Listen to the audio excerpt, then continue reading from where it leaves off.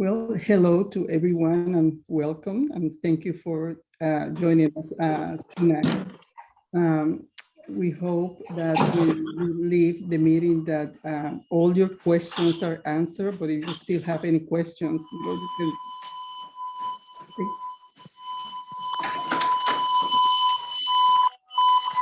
Control is disarmed. Like to mute everyone. Do you have that? Yeah, Peter? let me see if I can.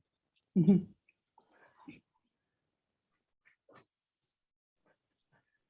I don't know, but I think we're okay now. Okay. So, so that that all your questions are answered, and if you still have questions after the meeting, you can send me an email, anytime. And and this is good, for the new captains, so they know the ins and out of the league, and also for the veterans, just to learn what is new and confirm something that they already know. So if that's so we can just get started.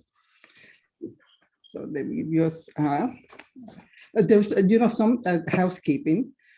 As you heard, the video is going to be recorded, and I will be emailing the recording plus a copy of a PDF copy of the presentation, because I was practicing and I discovered that if it was a PDF, then the links will still be clickable. So I won't have to be sending the links to just the piece of paper with the links, because you will be able to see the links. And I'll click on the links for the PDF. So I will be sending that. I will send you also the timeline, even though there's part of it in the presentation. And that all the things that you will need just to get going. If you have any questions, just to use the chat room, and Christy and Peter will be answering some of the questions. And I think, maybe to have the questions answered so that everybody can hear them. What do you think? So. Yeah, that sounds good. As much as we can, I'll pause you when we get some questions, and we'll ask them out loud to everybody. Okay, so let's get to the presentation here. I'm going to share my screen.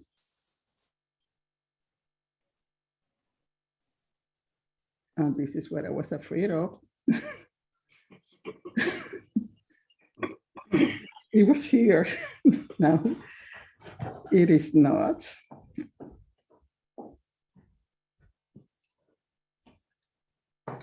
Oops.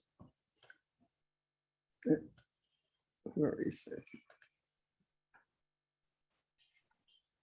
Click share screen at the bottom of your, you have to scroll down under your picture. There's a green button that says share screen. Yeah, I click on that and then pick the file you want to share. Yeah, I click on that, but for some reason, it was there earlier, but now it's not there. Click on that. Oh my God. Let's see.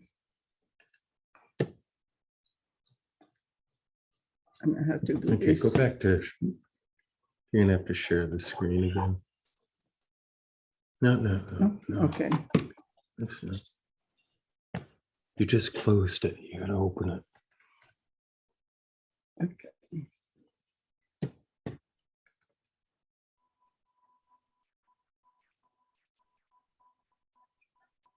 Okay, go to share.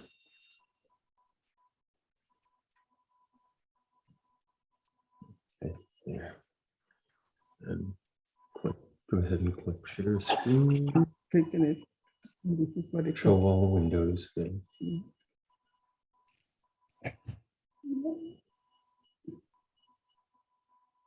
Okay, go back to share.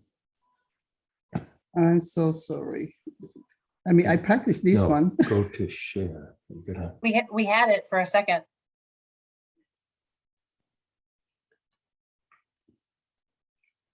share screen, click. Here Right it is. there. There you Oh, go. thank God. Yeah. Okay, so Then go to slideshow. Right here. Here. Okay, there you go. There you go.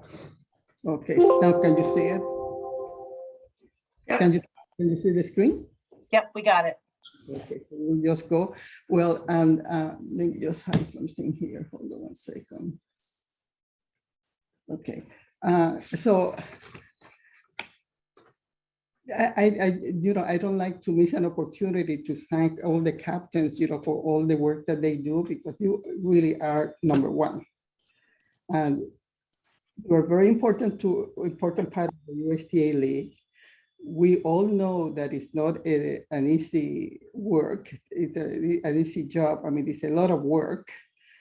And if you're a new captain or a veteran, we are here to help you to lead your team. So Christy will help you. I will help you. Anything that you need. Because we want you to have it easier, with the leading the teams to different, let's say, at the local level or districts or sectionals.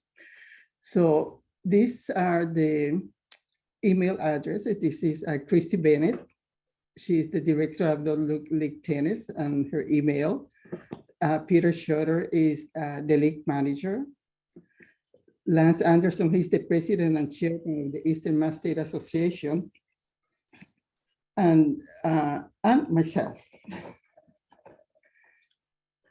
The Eastern Mass it's State Association, Eastern Mass League Tennis Committee.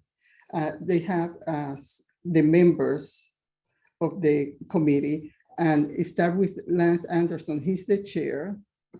I'm the coordinator, but and Barbara Healy is the other coordinator for Eastern Mass.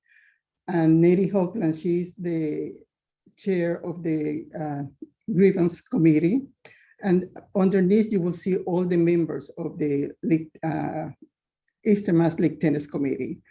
Corny Anderson, Gaina Seeley, Tracy Wally, Courtney Gilman, Siva Kumar, John Matusi, Adam Molda, Jen Riley, John Martinelli, and David Sugar. I'm sure that you know some of the people that are here too.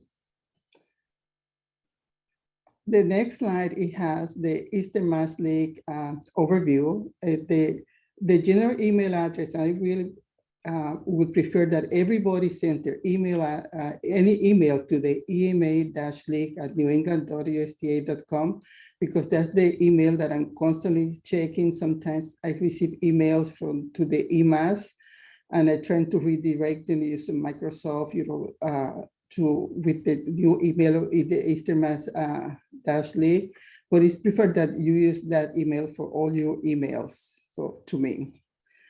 And the next link, and I'm going to click on it because it's the link that will take you to the Eastern Mass website.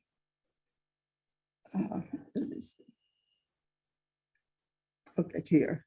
And some of these, once you click on the Eastern Mass website, you will be able to see all the documents, all the information that you need for your leagues, the regulation and the procedures and the resources, all the forms that you will need. So everything is there, but I'm also giving you the link directly to this. But if you lose the link, you can just go directly to the Eastern Mass, and it's a lot easier to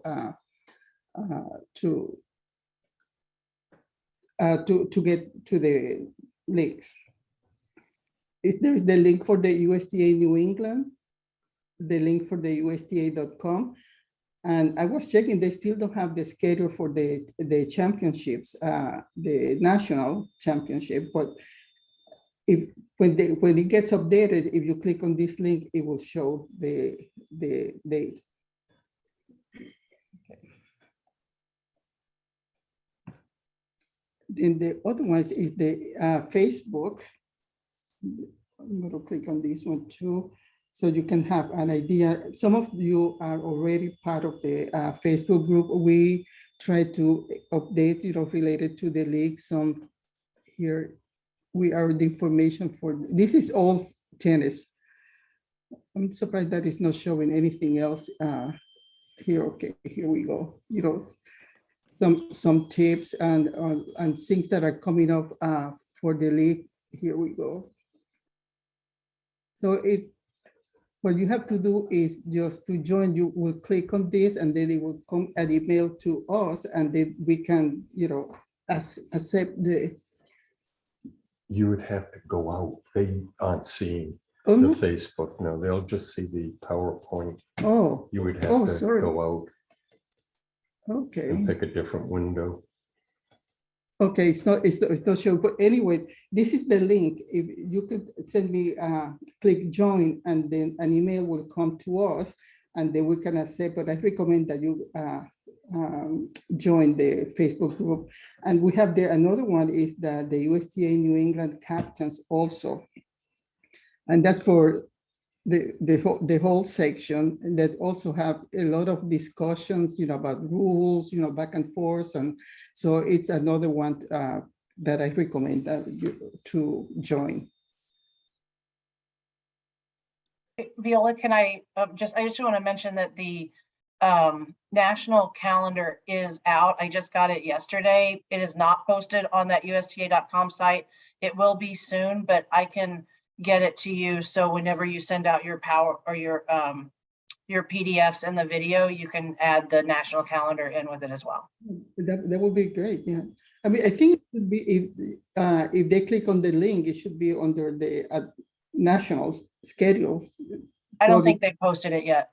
No, it was not. No. Yeah. So, you know, this is all the teams that went to nationals from Eastern Mass. I think we had 24 teams and 11 made it to the top 10. And of the 11, we had 2 teams, you know, the 4 women, the sensational ladies, sensational ladies, captained by Nicole Leville and Carolyn Captrade, where they came number 1 in the country. And we also have the 8 from Wemos, Paul and Alicia Stanbury. They were in semifinal. They came in 3rd place, which was pretty impressive. And also the Cape had 3 teams in the 6-0, 7-0, and to the National Invitational. So here we have the, on the left, it's the Winchester team that went to nationals, and then we have the picture of the Stanburys with their team at nationals. So this is part of the timeline that I will also send it to you when I send the PowerPoint. So the team commitment form is due March 25th. Then about the commitment form this year, we recommend that you try to get your match times for your club, because they will need the right correct match times selected on the team commitment form. In the past, some clubs they were put in the 12:30, but that was when most of you can remember that the reason that we were doing 12:30 was because there was a split time. Some teams play between two positions will play at 6:30 and 3 at 8. And Tennis League wouldn't accept the split time. And that's why we had the 12:30 and we had to let the captains know that was the reason. But now we can, Tennis League accept the split time. So we don't, the 12:30 start time is not an option anymore when you are selecting the times. So just make sure that you have the match times from your club so that they can give you that. And another thing I have good news is for the 55 and over that I see there are a few people, they're 55. You know, for the past year since the league started, you guys had to start at the end of April, you know, toward the end of April. And you had to play a 10-week season in like 9 weeks, and they were contract time. Well, now you're going to be playing at the same time that the league starts. So that will give you, that will give you more time to to play, so you don't have to be, from the get-go, you won't have to be rescheduling matches. So, Start date, May 9th. Oh, okay. Oh, that got Lucy's attention. That did. so Well, that- because it's always a pain trying to get all those matches in before the end of June. Yeah. Like, You're going to be in the same schedule as the adult league, you know, will be okay. the 10 weeks, and then the championship is going to be September 16th to the 18th of September. So that's,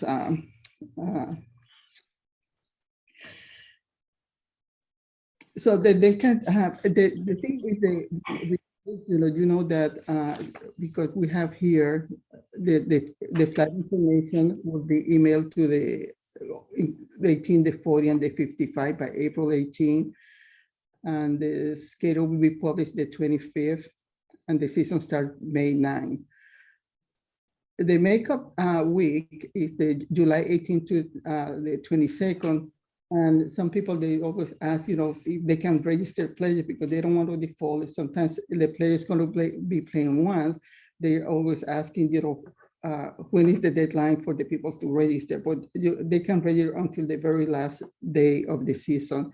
But if they end playing only one match, they don't advance, but that avoided the team or defaulting.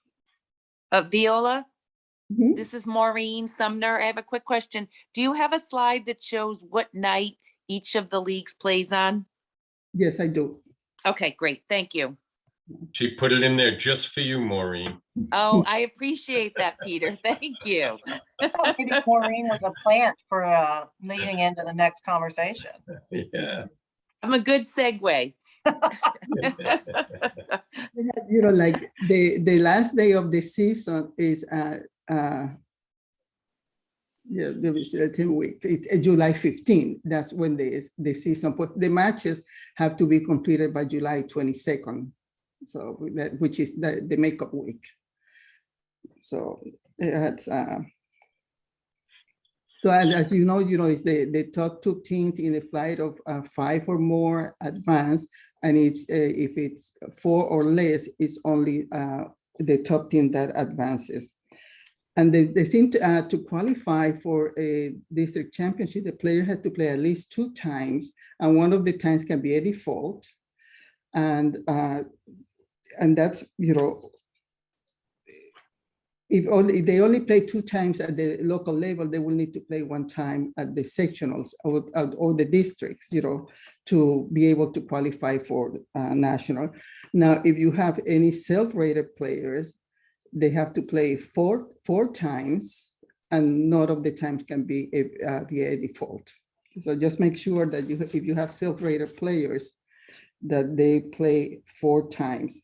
They can play 2 at the local level and then 2 at the championship. Those 2. Iola, I have a quick question. So if a player plays 3 matches during the regular season, but can't play at districts or sectionals and the team qualifies for nationals, can that player not play at nationals? Yeah, if they're not self-rated, if they play 3 times at the local level, they already qualify to play at nationals. Thank you. So,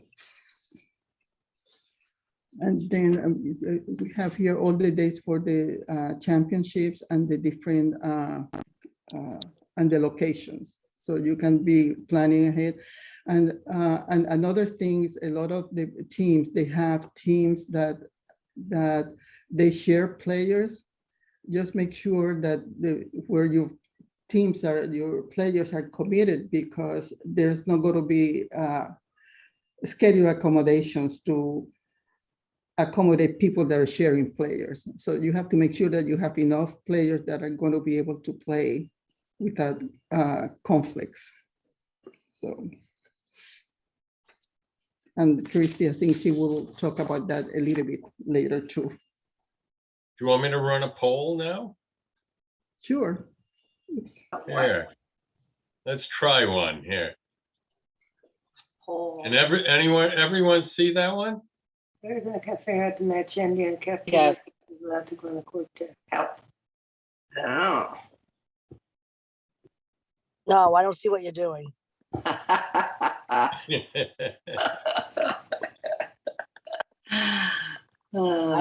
didn't see it. Hey, Viola, when is this, your PowerPoint gonna be published again? Sorry, I missed that. For all this information. With all this information, Yeah. as soon as Christy sends me the recording, Okay, so Okay. soon. yes, Okay. I will send the recording and the PowerPoint. Okay, good. Okay, so I'm gonna end the poll and I'll share the results. We had 10 people that think they can go on the court to help. Ooh. You want to say anything, Viola?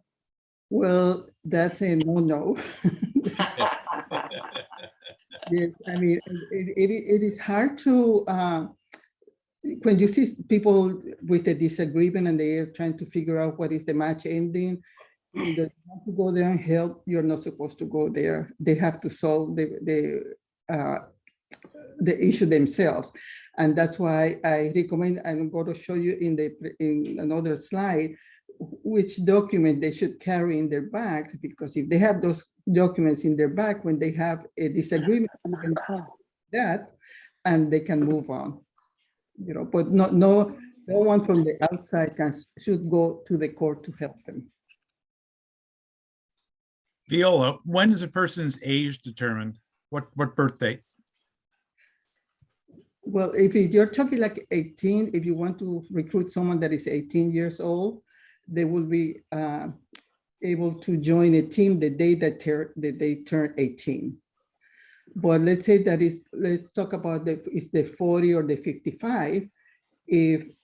And they turn 55 or 40 in December 31st, or they can play in the summer.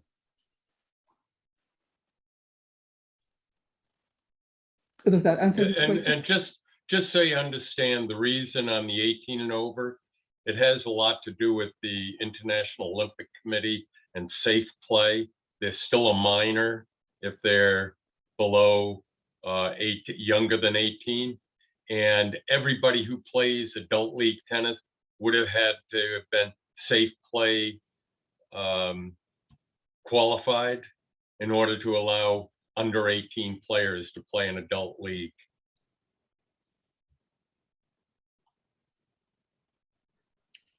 We get a post from Lance. We did. Because I don't see them, can you share it? He said, no one except the players on the court can be asked for help. No external help, including players on an adjacent court. I had raised a question and he's answering my question, I think. It's in the chat. Yeah. It is, they're on their own there. Okay, so here is, I think it was Maureen that was asking. So this is the nights and days of play. Monday, yeah. And, Excellent. Thank you, Viola. and then they have here the times. And then also I added here the in-level requirement, you know, like the 2.5 and the 5.0, they do not have in-level requirements, but the 3.0, 3.5, 4.5, and this is for the 18. They need 8 players in level. The adult 40, they need 7 players. The 55 and 65, they need 6 players. But to make sure that the partners do not exceed the level. And they mix those 3 women's, and the partners cannot exceed the level also. And they notice that the partners in combined rating cannot exceed more than 1 point apart. What is the night for the 55 and over 9-0?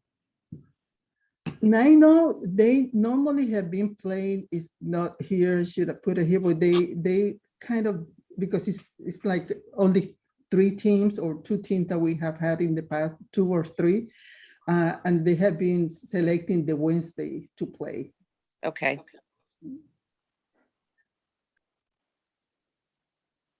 Can I just mention a couple of things too? Just so you guys know, we're really getting back to pre-COVID numbers with our numbers of teams and our numbers of players, and it's been really fantastic. And so we're gonna require when, I don't know if it's on the team commitment form or when Viola, she can tell you when she does the schedule, you have to declare which club you're playing out of and what surface that club is, so that everybody will know, if they're going to, John's outdoor clay courts, that they're going to play on clay and they can know ahead of time. And then also we're going to have to be really strict with the 6:30 to 10 o'clock time frame. It's really tight this year. So I just want to give everybody kind of a heads up. We're going to be pretty strict on the regulations with that this year. And we want you guys to all have a really great experience. And so that communication way ahead of time and us knowing what club you're playing out of and what those timeframes are is going to be really important.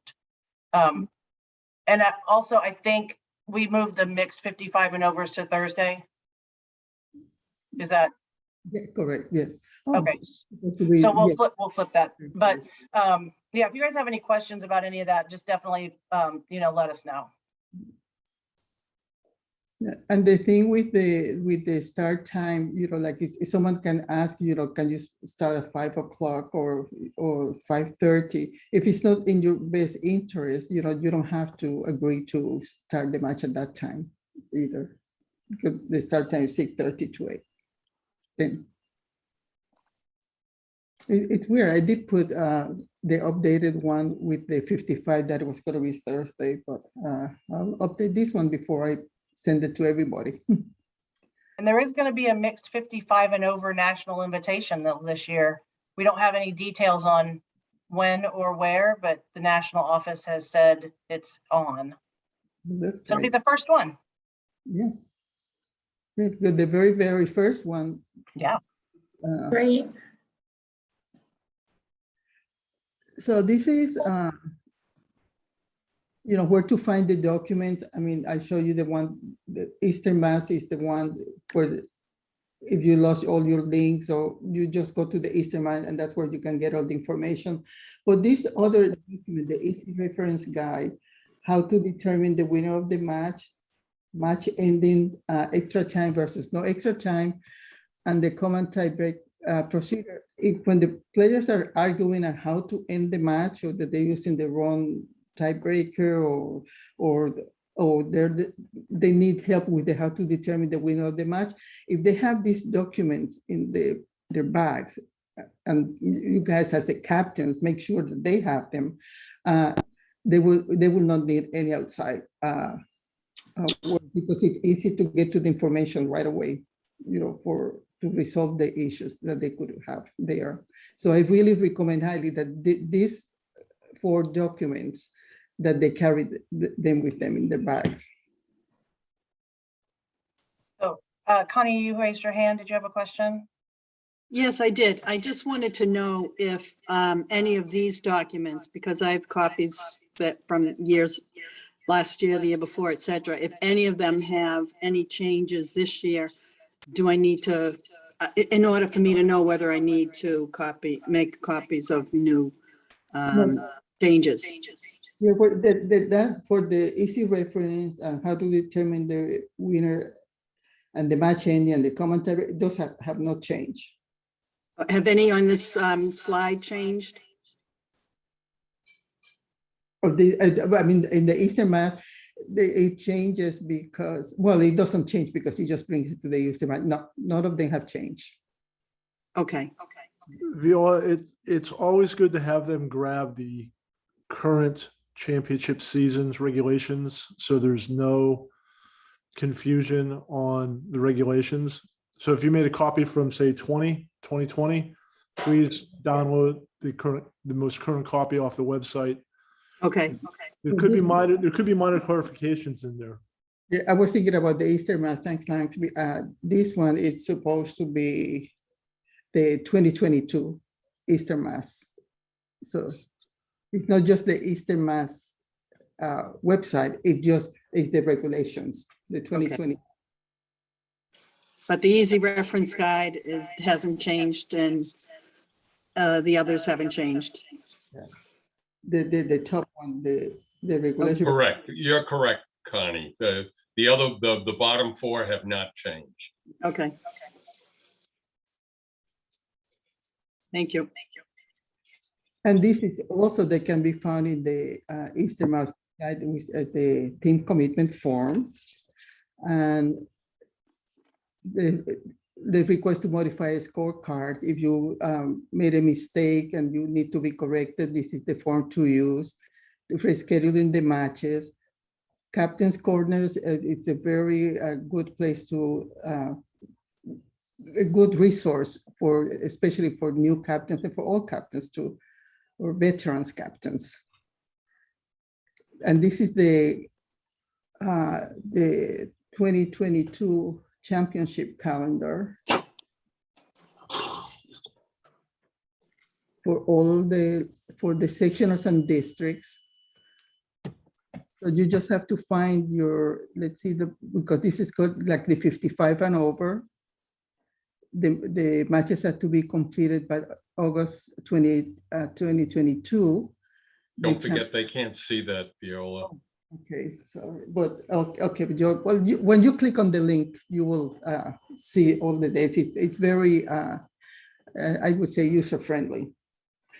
So the new captains players guidelines, and I also put the 2022 friend at court there, so to make it easier for you guys.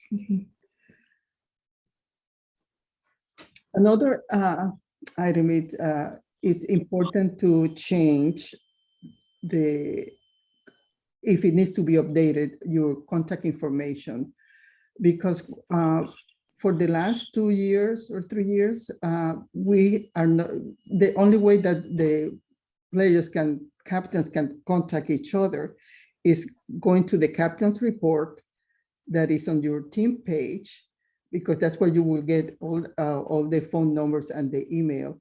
And if you have like a landline there or a phone that you're not even using, it's important that you have your cell number there so that the captains, the opponents can get a hold of you. So when I send the schedule, when I send the email that the schedule has been published, I also send the instruction just in case, you know, how to find the captain's report, which is, it's very easy, because what happened once you go to your team page, there are just different tabs there, and the very last one, it says captain's report. And that's where you can get all the contact captains or the opponent's contact information. So just make sure that you update your personal information on Tennis Day, and it's very easy. You manage your account settings, and the other one is just a group of drop-down menus that you just follow to make the changes. So also, and this is, I think this is the second year that we have that to help the captains that need players. You can have a team that is closed or team that is open, and the default is closed. But now it gives the option that you can be closed, but that you would like to receive notification of someone that might be looking for a team. And that one, you can do it in the team commitment here. You see, it says open and close. And then at the same time, you can just say, I would like to receive notice of a player seeking for a team. You click yes. And that person, when they're looking, they will be able to send you an email to see if you're looking for players and that they would like to play. And so that will be an option. Now, the ones that are open, that means that anyone can register for that team. With the close, the captain would have to give them their team number to be able to register for the team. With the open, they will be able to see it and they will register for the team. And here you see the request for the match times. You know, this is where you will have to put the correct match times. But if at any time you decide that you were open and now want to be closed, and you don't want to receive more notifications, or you don't want any more people register for a team, you can just send me an email and I will make the change on Tennis Link, and then it will change. But if you don't click, if you click just close, it will be that you're not receiving notifications. The only way that you will receive the notification, you're closed, which is the default, and you click yes for the notification, and that's the only way that you will receive them.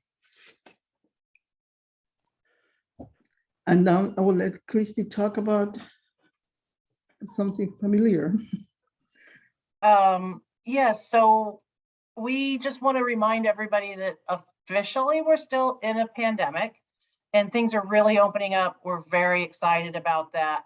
But we do want to offer some caution to please continue to check with your clubs, continue to check with your fellow captains about visiting clubs, and just make sure that everybody knows if there are vaccine mandates, if there are mask requirements in lobbies. I don't think we've got any clubs now that have them on court, but just really talk to each other so that there are no surprises, and try to kind of keep that line of communication open. I think everybody's been doing really well, and I am cautiously optimistic that we won't have to have this conversation much anymore. But if your club changes a policy, please make sure that you notify the other captains so that they're aware, and they can be prepared for when they get to the club. And then I wanted to also say, when it comes to championships this year, that the section league committee, which is made up of the state league chairs, has decided with staff input that there are going to be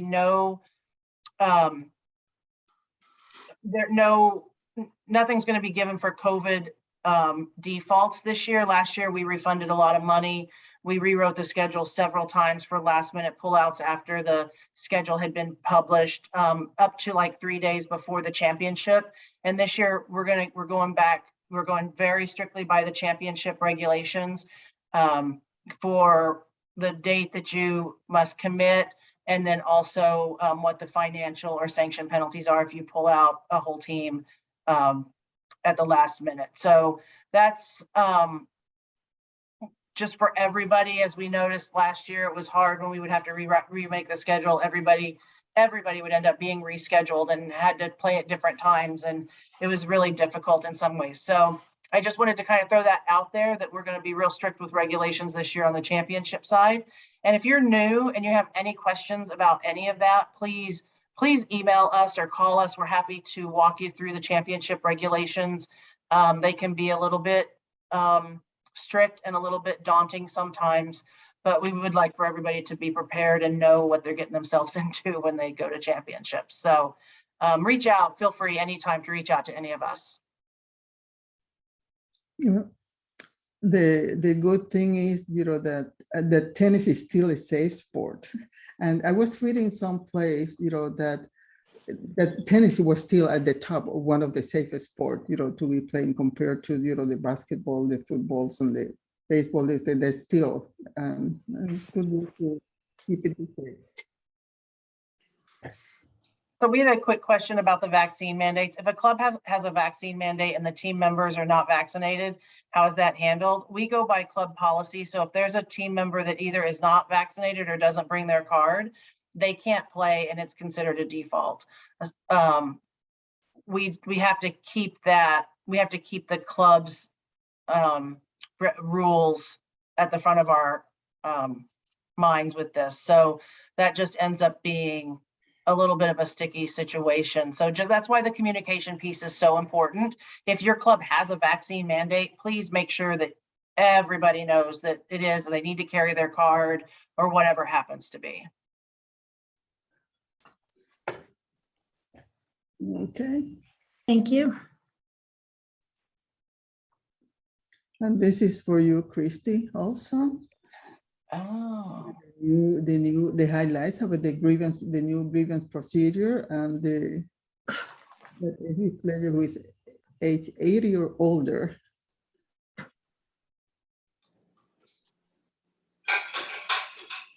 Nationals made a couple of changes.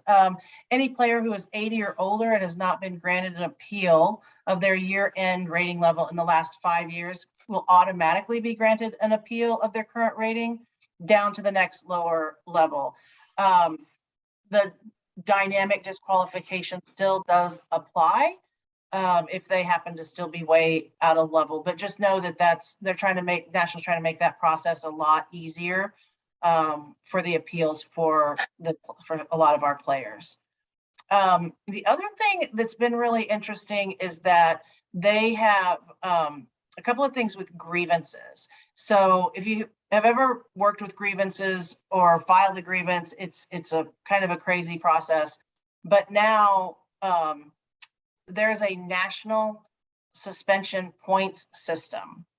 And that means if a grievance is filed and the grievance committee comes back and upholds the grievance and says, yes, player A was unsportsmanlike to this degree, and they get 3 points, those 3 points go to any section. So if you play here and you play in Florida, those suspension points follow you. So if you get enough and you get suspended, you would be suspended in the whole country.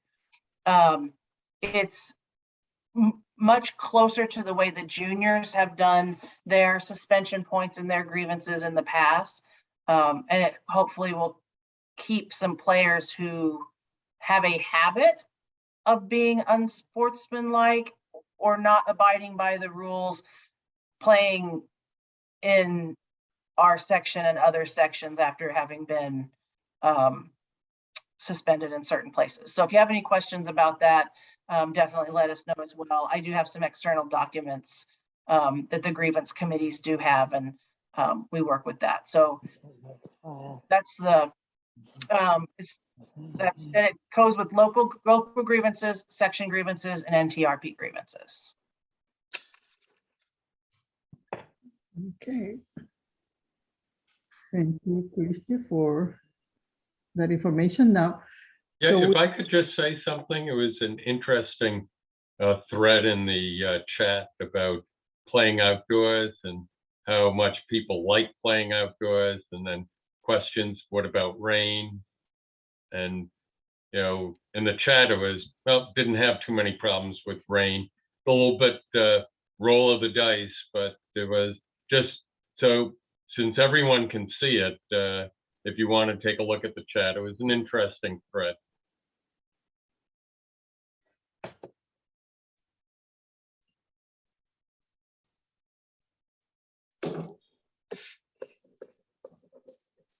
okay, we'll start with some of the regulations.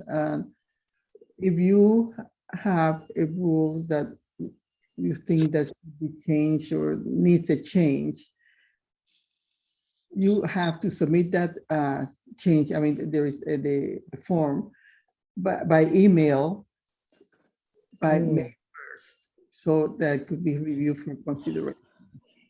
So that's a deadline. So if you have anything that you would like to be changed, just the form, it's on the Eastern Mass website. So you can go ahead and get the form from there. This is an old one, but it has to be reminded all the time that the players must be registered before playing the match. We still have a few matches that the player was not registered, and the sad part was that they won the match, but it's a default because they were supposed to be registered before the match. So just make sure that you check the roster and that the person that is scheduled to play is already registered, so that this doesn't happen. The registration fee is $23 per player, and the match fee is $20, like last year. Go ahead. Okay, question on, so the match fee is $20. Is that separate and apart from any court fees for indoor courts? Well, for indoor, but the match fee is $20 per person per match, you know, to play a match. Yep, but that doesn't include if there's a court fee for indoors. So, No, so the $23 is what you pay when you register for a team. Understood that. The I'm 20, talking about the the 20 match. bucks, the 20 bucks is per person regardless, and there should be no other fee involved when you play. Gotcha. Okay. The 23, the team registration. Yeah, and as part of that match fee, the players that includes the ball. So the facility, or if it's outdoors, whoever's overseeing the facility should provide the balls for each individual match of that team match. Great. Thank you. And once the schedule is published, it's the captain's responsibility to confirm that the match times, the dates and the times with their home facility and their players. Let me know within 3 days of any conflicts after 3 days after the publication. Let me know of any conflict, because it's easier, to go and check the schedules and make all the changes that we need, not to do it, just right before the match start, because it becomes a little more difficult. 2 days just to let me know if the club have any conflicts, with the schedule that has been published, so we can take care of it. And the captain, the home captain must specify the court surface if the club has multiple surfaces, and whether the match is to be played indoors or outdoors for each match position no later than 48 hours prior to noon. And the reason for that too is because if you're going to be playing indoors, that they think it's going to be indoors, they need to be prepared, either bring hats, sunglasses, sunscreen, and even maybe they wear a different kind of shoes if they're going to be playing on clay. So so it's important that to let the players know ahead of time, what they're going to where they play, or indoor or outdoors. And there was a question in the chat about contract time. But contract time, that has been for a long time that You told me if I let you see her, you wouldn't do anything. So basically, if there is contract time, that is one of the reasons that's allowed for reschedules. So, the captains need to get together and work that out. That has been in place for a long time, that that's the only time that the clubs, they can reschedule because of the contract time, besides the holidays at the beginning of the season.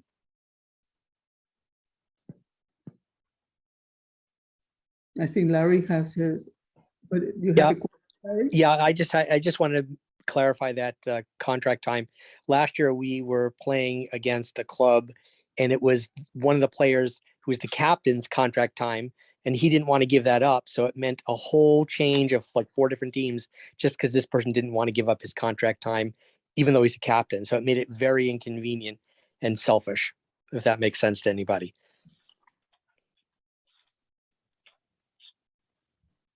So I was just saying, let's be careful with the captains that they honor their commitment to have the USTA team play first before they selfishly want to keep contract time and push everybody else 4 weeks later. Yeah, that's not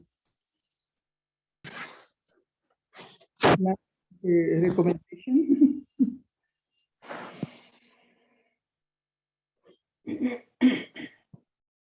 Okay, next, Viola. Okay. Well, I remember the issue, so we'll keep working on that one, Larry, and check. Thank you. Okay. It is the responsibility of both captains to make sure, let me see, this thing is blocking me here, sorry. Ensure the match time and location information is accurate, which was communication between captains must be communicated no later than 48 hours prior to noon of the scheduled match. I mean, it sounds almost like the same, but it's really important that the captains, confirm that when they're going to be playing before the match, the information is correct. Because it had the location also because we had teams that went to the wrong place to play. And it was the home team that went to the away team to play. So to avoid all that, if they keep talking before the match, everyone will be on the same page.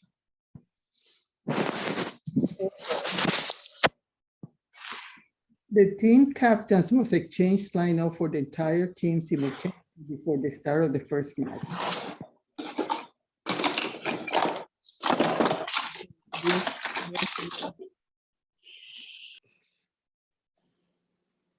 Okay. And no substitutions may be made in an individual match after the lineup exchange, except for injury during the warm-up. The captain must designate another player on the team to submit the complete lineup in their absence. And if the captain is traveling, to designate a captain and email the local league coordinator the name and the contact information, because if things come and you don't have access to a phone or there's no signal, it's important to still have a person that we can just call and contact to give it to the other captain so that they can confirm the matches so they can play. With the exchange, sometimes it can get confusing. Sometimes you just exchange the lineup and you just go on the court and the wrong people still goes on the court. So sometimes it's better, you say, okay, this is the second position and introduce themselves. And if you have seen the lineup, you will know that you will be playing the right who you are supposed to be playing, because that's once you play it, the match is not a default. It's not cannot be replayed. It's a match played in good faith, and that will stand. So just to make sure that you are playing the correct person, when maybe introduce yourself before, even though you do play on the court, but when you're going to see calling the names from the lineup. Yeah, and Viola, just to add to what you just said, we had several instances over the past couple of years where players played either the wrong lines or they actually went and played against the wrong team, because some clubs have 3 or 4 teams playing at home at the same time, and it gets a little chaotic. So it's really important to make sure you know who you're playing and you've actually headed to the correct court. With the correct opponents. And then entering the scores, you should enter the score within 48 hours. And either captain can enter the scores, whoever gets to the computer first, and the other captain will confirm. If you played a partial match, it's better that you using that form for match to be rescheduled to let me know, because in the notes, when I know that you play one position and you have 2 positions that are going to be played at different times, but it helps because what happened, the teams, they're watching, I say, what's happening with this team, they have not played. So if I have the information that you guys play one, or that you already going to working on the reschedule, or you reschedule it, that we have the information there that you play one position and that you are working on rescheduling the other 2. Or because once you have played, if it's like for the summer, which is 5 positions, if you play enough positions, like 3, you will be able to enter the scores, and the other ones can be you will enter them as double default. And just make sure that when you enter the score, that because what some people have done is they enter the score, and because they cannot, they don't think about the double default, and even though they had agreed to do the double default, and they just want to enter default when they meant to enter double default, because it was not accepting the double default, but it accepted the default. So just if if it doesn't accept the double default, and you guys agree to that they're going to be rescheduled those positions, it's better that you just don't enter the scores, because if you don't have enough positions to be like a valid match already played. So if you're play 3 positions, you can enter the score for 3 positions, and the other 2 double default if that's what it was agreed. Maybe it was 1 double default and 1 default, it depends on what you guys agree. But if you only play 2 positions, then don't enter anything, because the system is not going to accept that as valid, and people then start entering the wrong information there. So it's better that you don't enter the score, but send me the information so I know that you guys at least play 2 positions and are planning to play the other ones. And then this was, we were just talking about the makeup matches for holidays and reschedule, weather, court conflict, etc., which includes the contract time. If you know, since you know when these holidays are going to be, to plan ahead to reschedule the match as soon as possible, and not wait until the end of the season, because it gets harder to find courts, especially nowadays. It's harder even at the beginning of the season. So the sooner that you can get those matches played, they don't have to be played at the same time. So just for the 4th of July and Memorial Weekend, if you're having conflict, just start working on that right away. And this one, we started talking about this one, like for last fall, but this is new for this year. If you go to a club and sometimes even you could have confirmed the match times, and then when you go to the visiting club to play the match, they don't have enough courts to accommodate a full match. So in that case, you should play the positions that you can play. Let's say that you can play 2 positions, let's say, of a 5 positions match format. So you will play the 2 positions, and you'll see we'll need to reschedule 1 position, to make it a legal match. And that position will be played at the visiting team home club.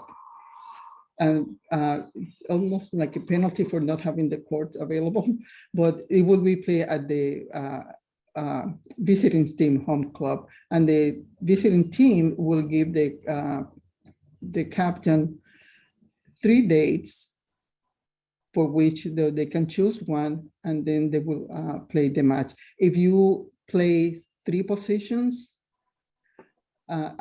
I don't know if I mentioned, because then the match is going to be played at the visiting team's court. But if you play 3 positions and they didn't have court for 2 positions, then those courts will be a default. Any question about that one?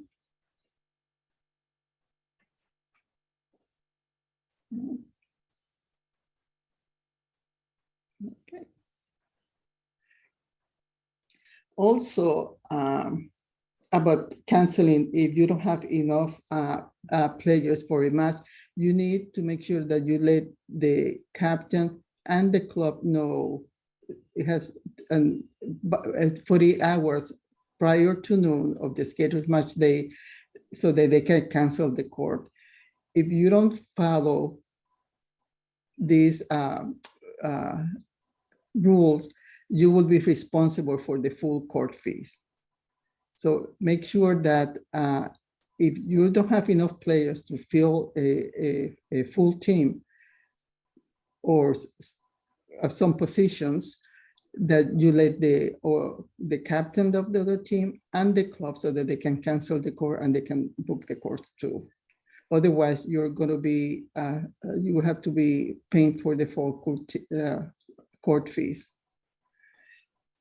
And if when they come the situation that and that they have to default position, they have to default from the bottom up. they are going to default just a few of the positions. I mean, if it's the singles, you will default second singles. If it's defaulting the doubles, you're defaulting you don't have anyone for the second doubles. The third doubles have to move to second doubles and play. And they're two separate. The singles, are separate, and the doubles are separate. As far as the moving from the bottom up.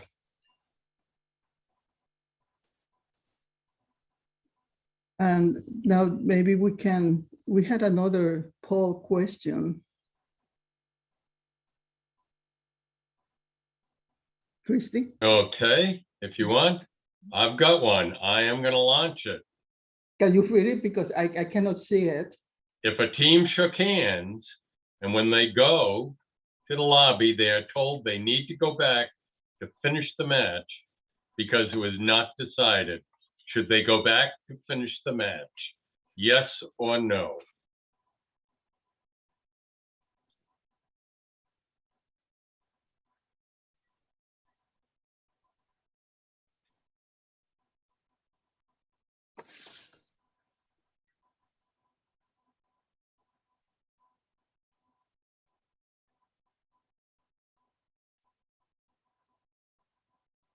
We need Jeopardy music. Yeah. Someone picked choice number 3. So while working on that, Cheryl had a question. If a team defaults the day of the match due to illness or emergency, who pays for the court and how much do they pay? Well, unfortunately, they're responsible for that court, for the court that they're defaulting. Yep, so the team that doesn't. And somebody asked, do clubs bill away teams for matches like they do in the North Shore, or do players pay when they arrive at the away club? Well, if they're going, like they say, like with the person at the day of the match, they only have 3 positions and 2 they're going to be default. They're supposed to pay that they pay the club. The captain is supposed to play. I mean, because she collects the money from the players, but they're supposed to be that day. But sometimes they don't pay, and then the club will send me an email, and then I just go after the captain, to make sure that the club gets paid. Viola, I have one more question about the if a default happens with the payment, because I work at one of the clubs. If a singles match is defaulted, does the visiting pay 40? The defaulting people pay $40, so $20 per person for the match, or do they pay for the physical court time that the club would have charged somebody for booking the court? Well, if it was the single, they would pay the 40. But the thing is also, it's if they decide, the home team decides to use the court, and they find someone that they just wants to hit, then the team that defaulted, they will be responsible for half them. If the players, they decide to use the courts. So it's the USTA fee, not the court fee. I'm sorry, say that again? That's correct, Cheryl. You're paying for the fees based off the regulations, which is $20 per person. Okay, because that is different than what a club would charge for the court. So I just wanted to confirm. Okay. Correct. The difference is these courts, you're paying for what you would have paid for the match, not what the club would normally get for that hour and a half. Thank you.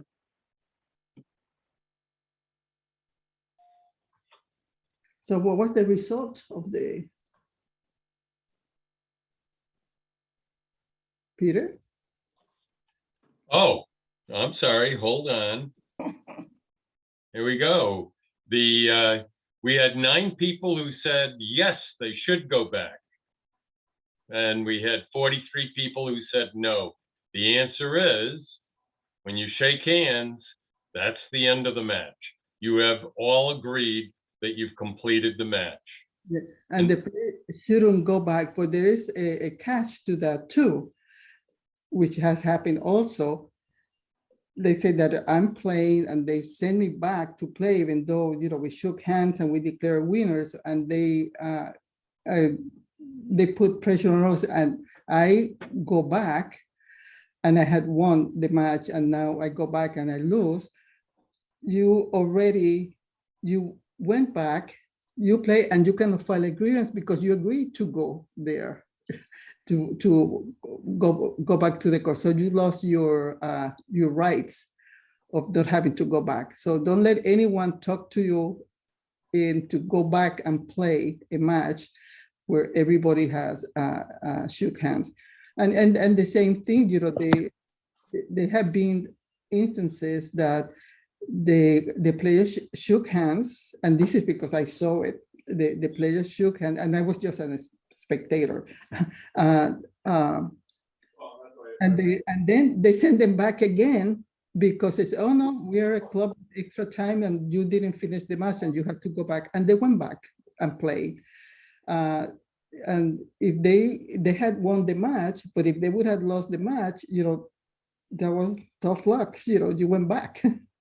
But Viola, last year I had a match. I was personally involved, and we lost track of time, and people came out on the court and we shook hands. We finished the match, so we counted games, and we were told we couldn't count games. So we had to go back and reschedule and finish the match and play a super tiebreaker. So I would have rather just finished that night after we had gotten off and shaken hands, instead of going home. And then we had to reschedule, get court time, and go back and play just to play out a super tiebreaker. Whereas it would have been easier if we had just played that night and just finished it. So I would have my preference would have been just to count games and call it over. But we asked you, and your response was, you need to finish the match. That match isn't finished, even though you've shaken hands, and you need to go play a 5-point super tiebreaker. I remember that. I think that was kind of a grievance. Was it too? No, it wasn't, because it was a friendly. It was we were friends, but we lost track of time. We admittedly lost track of time, and people came out on the court. And so we ended like, I don't even know what the score was, but it ended up like a 1 or 2 game difference. But we had to reconvene, like set up another court time to go back and play, like it was a matter of points, I barely remember something, but there was no, what I remember, there was no, because if they don't finish, they don't declare a winner of the match, they have to go back and play and finish the match. So, but isn't it just easier if you come off the court than if I would have, my answer to Peter's question would have been that if somebody says the match isn't complete, then you go back out and you complete it, because that's what we should have done, because we didn't complete the match. Yeah, I barely remember, vaguely remember that one. I don't know if it was that some players left or anything. Like I know So I guess my point is, if you're not going to let captains intervene about whether they finished the match or whether they've done it correctly, if they're going to come off and then you're not going to send them back out, then you really shouldn't send them back to finish the match. You should just count games, right? Like if you want to fix it then and there, if the captains agree, well, that wasn't finished, so go back out, then I don't think it's fair to send people home then to have to reschedule for, get a court time, go to, have to go back and play that match again, just to play a 9-point super tiebreaker or a 9-point tiebreaker to determine a winner. I would rather get off the court, be told that it was done incorrectly, and go back out and finish. So Maureen, if I can suggest, if you can kind of write this up, and then if you have a rule change you'd like to propose, submit that. Okay. You can consider it. Yeah.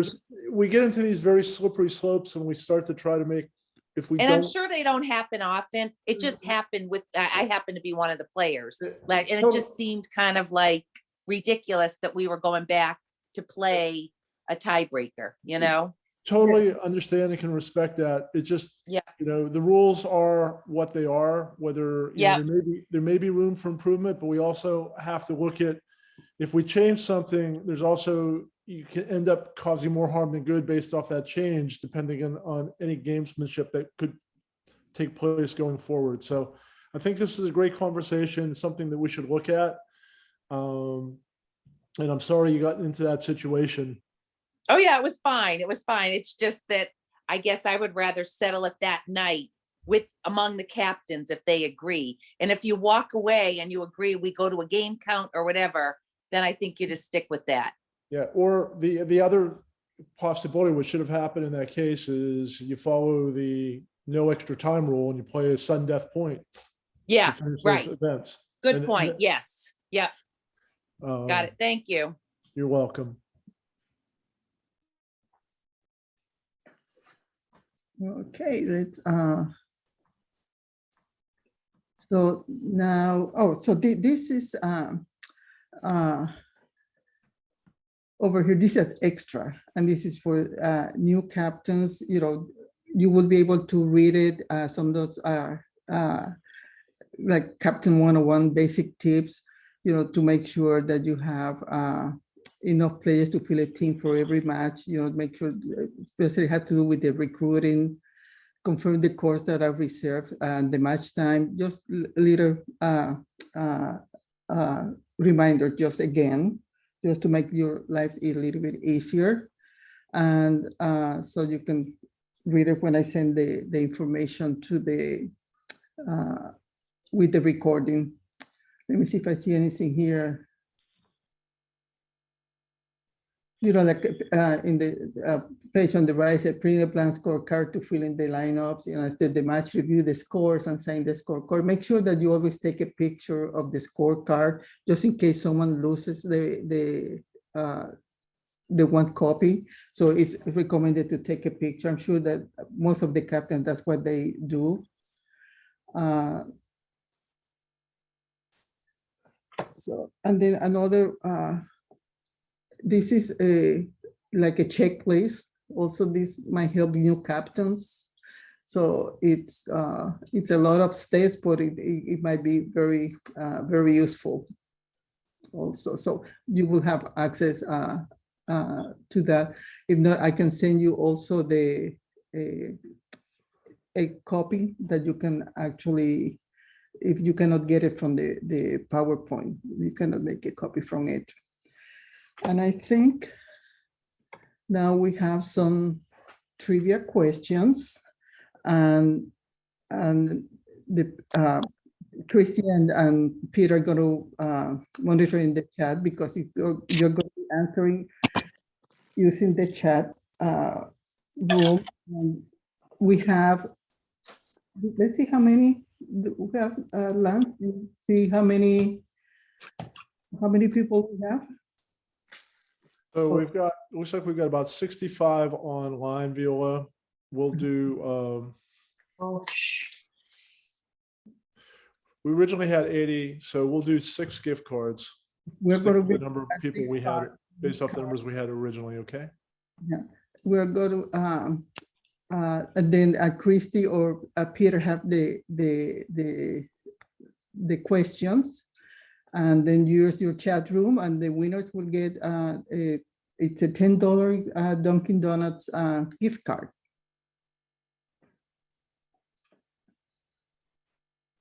Are you ready, you guys? Who has which one has the list? Does Christy have it? Yeah. Oh, I'm sorry. I'm slacking. I did not have it. Hold up. Sorry. So you guys better, the first one that gets the answer gets to get a gift card. Go ahead, Christy.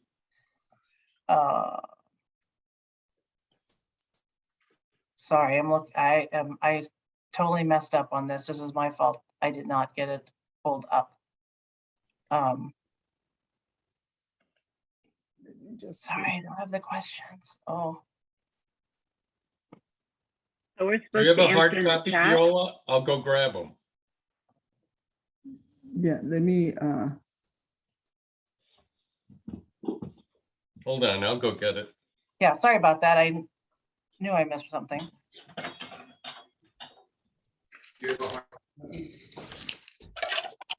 I don't have the hard copy here, but I have them. How do I minimize this here? Viola, I have a question Mhm. while we're waiting. Yes, Okay, so when you say about turning in the lineup at the beginning of a match, so if it's split times like 6:30 and 8, and at 6:30 you turn in the lineup for all the matches, and in the meantime, something happens to one of the 8 o'clock players, let's say they're stuck in traffic or they go to the wrong club and now we know they're not gonna make it for the 8 o'clock, and I can put in someone else, but I've already turned in the lineup.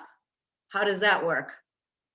it's supposed to be that you wouldn't be able to change it. I mean, Right. yes, confirm that, but if it, even with the split times, Yeah, that they have to exchange the full lineup and. you know what I've done in the past is I turn in the 6:30 lineup at 6:30 and then turn in the 8 o'clock lineup at 8 o'clock. Just to save, because it has happened. Somebody will go to a wrong club or they're stuck in traffic or, you know, their dog doesn't let them out of the house, whatever, you know? And there's someone else there that can play. You know what I'm trying to say, right? Yeah. Yeah. So, Lance, what do you think? It's happened and everyone's been okay with it. You know what I mean? It's happened to me and it's happened, you know, where the opponent has happened and we let it happen. We let them change it. But that's not the rule, so I want to make sure. The regulations as they state is when the matches start, all of the lineups have to be turned in. It's kind of like DBH is another example of that. Your matches start at 9 o'clock in the morning. You turn in your entire lineup for your second matches that are following on as well. Okay. So, So if someone can't make it and I'm there to take their place, they still can claim, they can still take a default. correct. Okay. Just wanted to make sure.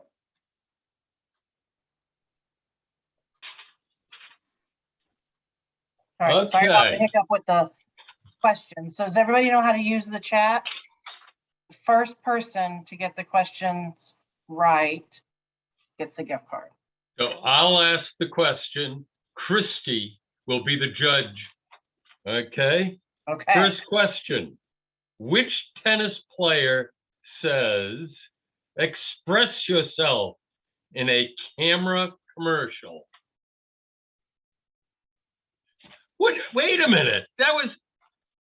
How did you do that? Wait, That wait, was wait. fast. That was fast. Wait, okay, that was Ann J. Bresnahan. Okay. Good job, Ann. Okay, here's the next one. So, Ann, you got a card. What is the name of the highest governing body for tennis?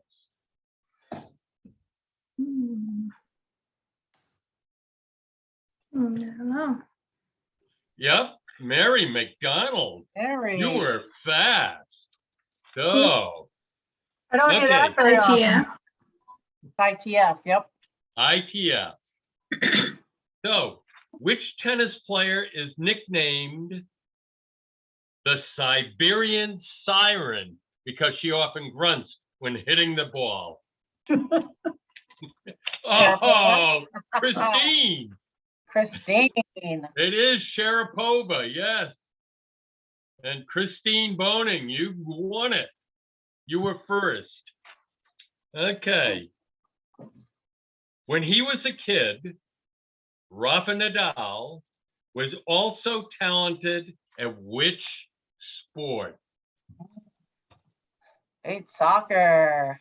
Wow, Amy. Hey, that was quick. Amy, say your last name for me. DiVincenzo. DiVincenzo. Okay. Good job. All right. Okay, here we go. I like this one. Let's see. How high is a tennis court net in the center? Jennifer. 36 Okay. inches.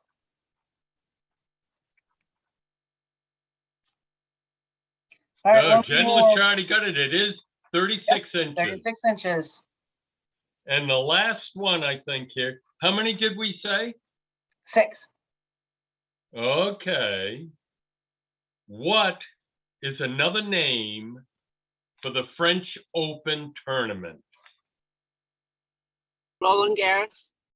Oh, who Well, no said verb. Who said verbally? that? I can't type. I'm driving. Ah. So, you're the judge there, Christy. I'm the judge. All right, how about we give it to both of them because she said at the same time Cindy typed it. Okay, hey, Lance, how about, how about ante up one more card? Oh, let me think about it for a second. Oh, all right. I love spending Okay, we got Lance's money. Jackie Dow and we've got Cindy Markowitz. All right.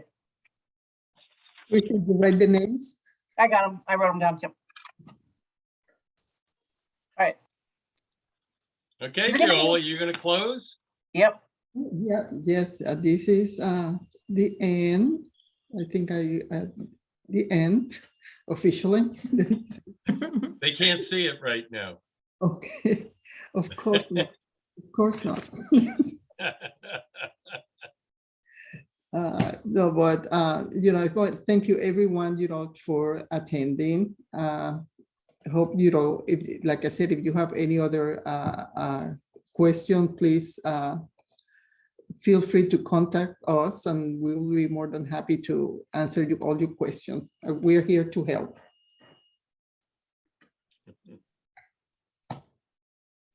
If there's any more questions, we're still here for a few more minutes. Thank you for your time, everyone. Thank you, Viola. Thank you, Viola. Thank you, Lance. Thank you, everyone. See you. Bye.